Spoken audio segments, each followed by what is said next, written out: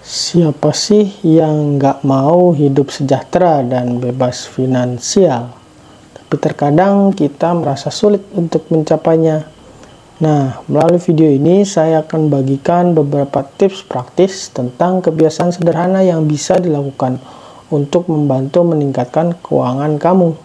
Yuk kita simak bersama.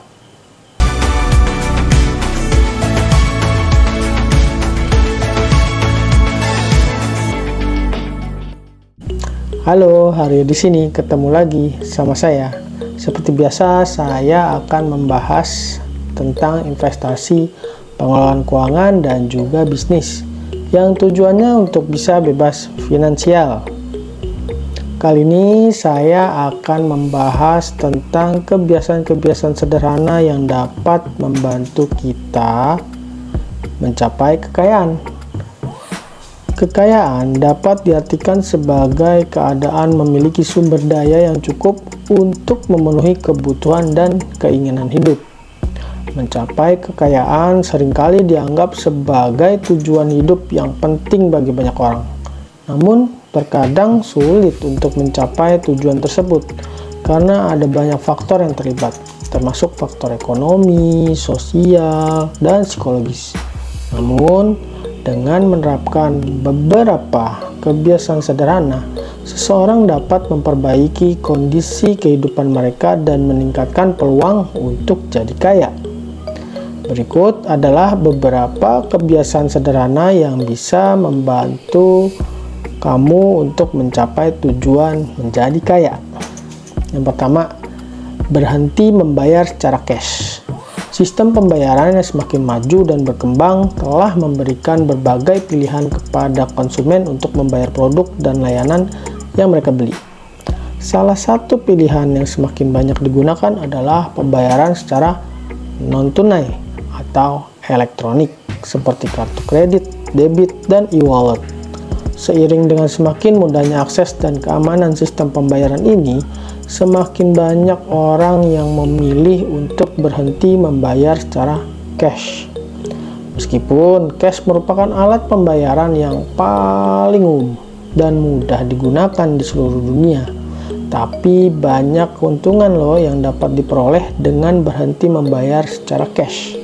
Salah satu keuntungan terbesar adalah kemudahan dan kecepatan dalam melakukan transaksi. Pembayaran secara non-tunai memungkinkan konsumen untuk melakukan transaksi kapan saja, di mana saja, tanpa perlu bawa uang tunai yang besar dalam jumlah yang berpotensi mengganggu keamanan pribadi. Selain itu, penggunaan pembayaran non-tunai juga memungkinkan pengelolaan keuangan yang lebih baik dan efisien, karena transaksi akan dicatat secara otomatis dan mudah dilacak.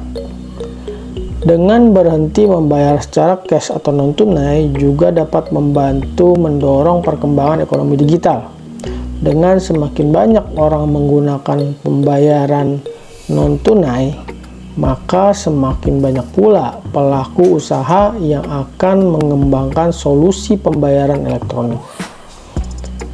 Hal ini tentu aja dapat memperkuat ekosistem digital dan meningkatkan aksesibilitas keuangan bagi masyarakat yang sebelumnya kesulitan dalam mengakses layanan perbankan dan keuangan. Namun, meskipun terdapat banyak keuntungan dari berhenti membayar secara cash, masih banyak orang yang merasa kurang nyaman atau bahkan enggan menggunakan pembayaran non-tunai. Beberapa alasan yang seringkali jadi hambatan itu masalah keamanan dan privasi data, biaya transaksi, atau kesulitan dalam menggunakan teknologi. Untuk mengatasi masalah ini, perusahaan dan pemerintah perlu bekerja sama dalam meningkatkan keamanan sistem pembayaran dan memberikan edukasi dan dukungan teknologi kepada masyarakat.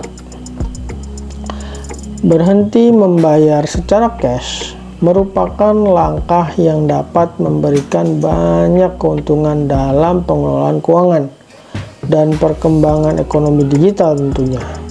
Namun, dengan semakin banyaknya penawaran solusi pembayaran non-tunai, konsumen, kita, kamu, saya perlu lebih waspada dan memperhatikan faktor keamanan dan privasi data serta biaya yang mungkin dikenakan.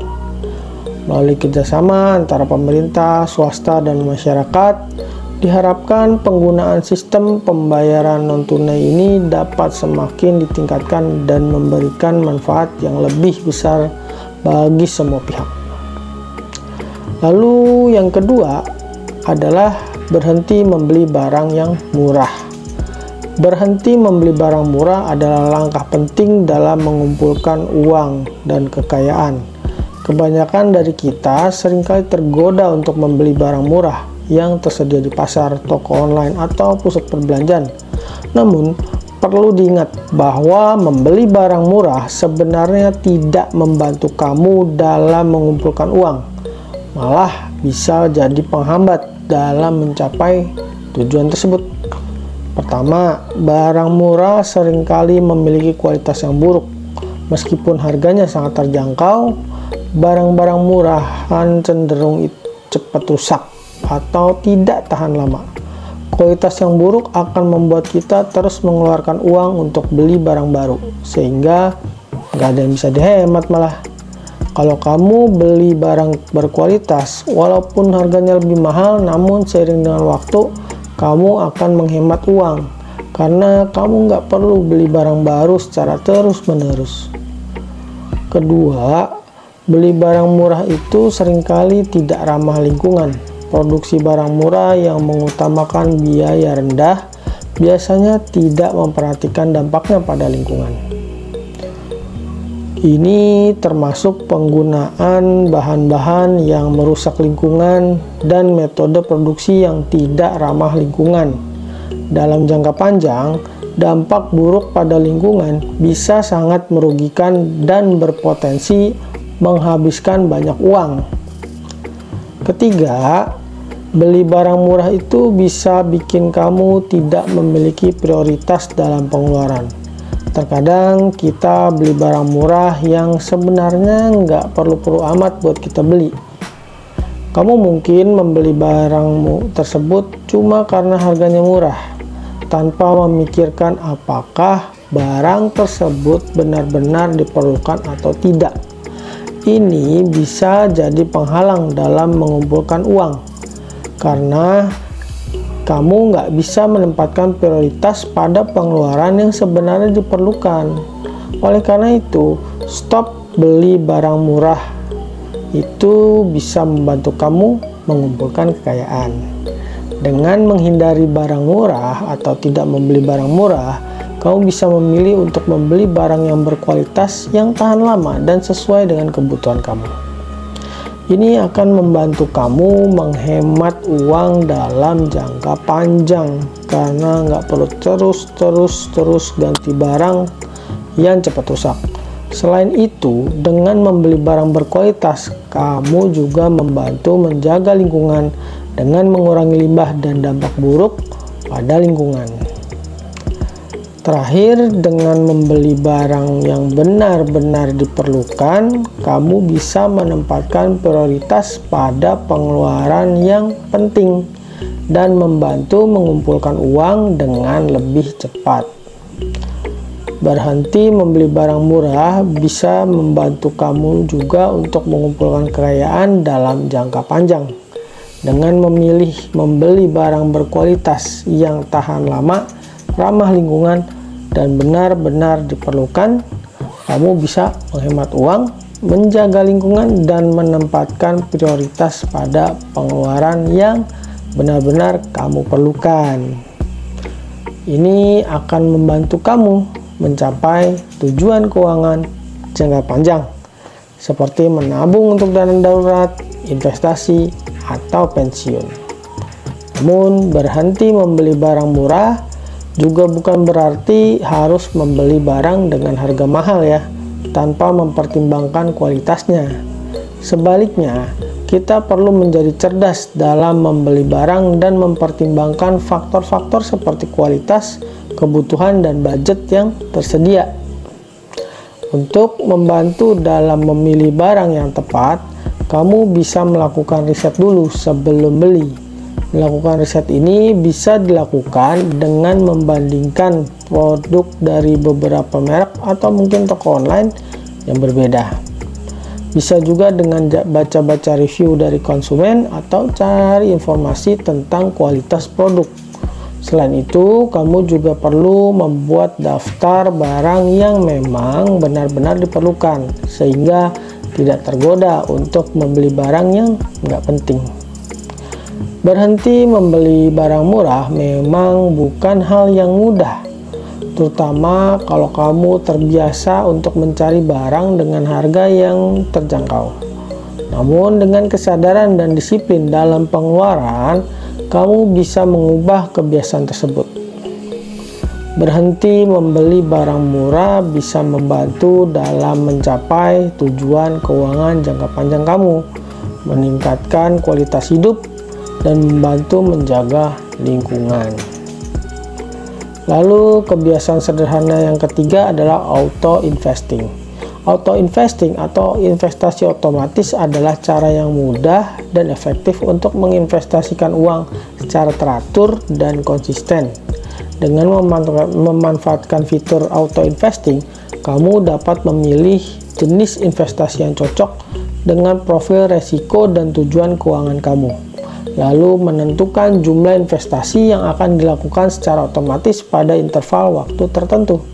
Salah satu keuntungan utama dari auto investing adalah kemudahan dari konsistensi dalam berinvestasi. Dengan menetapkan jumlah investasi yang akan dilakukan secara otomatis pada interval waktu tertentu, kamu nggak perlu khawatir tentang waktu yang tepat untuk kapan beli atau menjual saham misalnya. Itu terganggu oleh keputusan emosional yang mungkin mempengaruhi kinerja investasi kamu. Selain itu, auto investing juga membantu menghindari kesalahan dalam pengambilan keputusan investasi yang dapat mempengaruhi hasil investasi jangka panjang.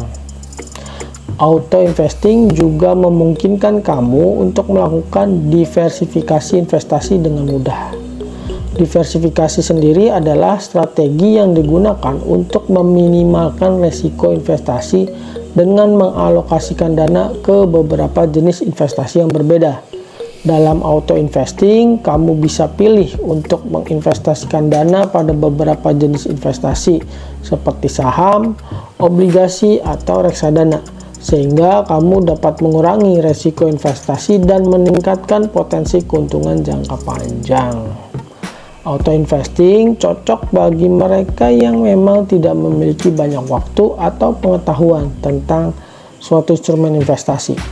Dalam auto investing, kamu dapat memilih platform investasi yang menyediakan fitur-fitur seperti analisis risiko, pemilihan portofolio, dan pemantauan investasi secara berkala. Hal ini dapat membantu untuk memilih jenis investasi yang tepat dengan mudah dan memonitor kerja investasi secara berkala tanpa harus melakukan banyak penelitian atau analisis sendiri. Namun, sebelum memutuskan untuk melakukan auto investing, perlu mempertimbangkan dulu resiko dan keuntungan yang terkait dengan investasi tersebut. Juga perlu memilih platform auto investing yang terpercaya dan memiliki reputasi yang baik. Selain itu, perlu memahami bahwa investasi selalu melibatkan resiko dan bahwa tidak ada jaminan bahwa investasi yang kamu pilih akan menghasilkan keuntungan. Auto investing merupakan cara yang mudah dan efektif untuk menginvestasikan dana kamu secara teratur dan konsisten. Dengan melakukan auto investing dapat minimalkan resiko dan meningkatkan potensi keuntungan jangka panjang. Namun, kamu perlu melihat platform auto investing yang terpercaya, mempertimbangkan resiko investasi, dan memahami bahwa investasi selalu melibatkan resiko. Kebiasaan sederhana yang keempat adalah berani bilang tidak. Sikap berani bilang tidak dapat berdampak besar pada kondisi finansial kamu. Meskipun terkadang kamu ngerasa kalau nerima tawaran atau permintaan dari orang lain itu dapat membawa manfaat finansial, namun terkadang menolak juga dapat menjadi keputusan yang lebih bijaksana dalam jangka panjang. Pertama-tama, sikap berani bilang tidak dapat membantu untuk fokus pada prioritas yang sebenarnya. Terkadang kita ngerasa tergoda untuk menerima tawaran atau pekerjaan tambahan yang mungkin terlihat menguntungkan, namun sebenarnya nggak sesuai dengan tujuan jangka panjang kita. Dengan menolak tawaran tersebut, kamu dapat memusatkan energi dan waktu pada hal-hal yang lebih penting, seperti karir atau bisnis yang sedang berkembang. Selain itu, sikap berani bilang tidak juga dapat membantu menghindari hutang yang tidak perlu. Terkadang kita tergoda untuk membeli sesuatu yang sebenarnya tidak dibutuhkan hanya karena orang lain memintanya, atau mungkin kita terlalu terbuka pada tawaran kredit yang tidak sesuai dengan keuangan. Dengan berani bilang tidak, kamu dapat menghindari hutang yang tidak perlu dan menjaga keuangan kamu tetap sehat. Namun perlu diingat bahwa sikap berani bilang tidak juga harus diimbangi dengan kemampuan untuk menawar dan mempertimbangkan kesepakatan yang menguntungkan. Kamu harus tetap mempertimbangkan tawaran yang dapat membawa manfaat finansial dalam jangka panjang dan memastikan bahwa kamu tidak melewatkan kesempatan berharga hanya karena takut untuk mengambil resiko. Kekayaan bisa diartikan sebagai memiliki sumber daya yang cukup untuk memenuhi kebutuhan hidup. Dan banyak orang menganggap mencapai kekayaan sebagai tujuan hidup yang penting. Menerapkan kebiasaan sederhana seperti berhenti membayar secara tunai dan berhenti membeli barang murah dapat membantu seseorang memperbaiki kondisi keuangannya dan meningkatkan peluang menjadi kaya. Berhenti membayar secara tunai dapat memperkuat ekosistem digital dan memudahkan pengelolaan keuangan. Meskipun beberapa orang merasa kurang nyaman menggunakan pembayaran non-tunai, sementara berhenti membeli barang murah bisa membantu seseorang menghemat uang dalam jangka panjang. Karena barang yang berkualitas lebih tahan lama dan juga berkontribusi pada upaya untuk menjaga lingkungan. Oke, sampai di sini pembahasan tentang kebiasaan sederhana yang dapat membantu kita mencapai kekayaan. Sampai jumpa di konten berikutnya. Dah.